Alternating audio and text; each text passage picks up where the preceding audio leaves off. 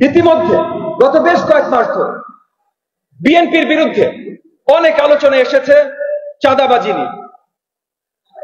কত হাজার নেতা কর্মীদের দল থেকে বহিষ্কার করা হয়েছে সেটার সংখ্যা আমার থেকে আপনারা অনেক বেশি ভালো জানেন।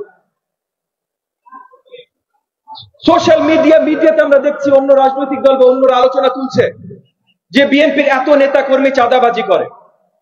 এইটা যে ভুল ন্যারেটিভ, এটা পরিষ্কার করে সবাইকে দেখাই দিতে হবে। গণমাধ্যমে আমাদের ভাইয়েরা যারা আছে তাদেরকেও বলছি, আজকে আমাদের জাতীয়তাবাদী ভাইয়া বোনেরা যারা আছে তাদেরকেও বলছি, কারণ এটা পরিষ্কার প্রমাণ যে বিএনপি একমাত্র দল যে চাঁদাবাজি বন্ধ করার জন্য কাজ করছে।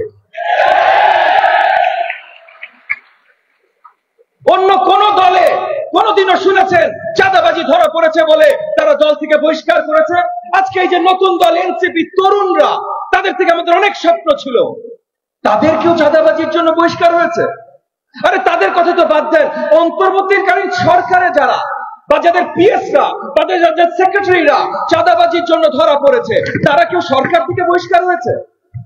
না, একমাত্র বিএনপি ওই দল বাংলাদেশের ইতিহাসে যারা চাঁদাবাজির জন্য শক্ত কোনো প্রমাণ যদি দেখানো যায় সঙ্গে সঙ্গে বহিষ্কার করছেন, এবং কার অধীনে করছেন? জনাব তারেক রহমানের নেতৃত্বে করছেন।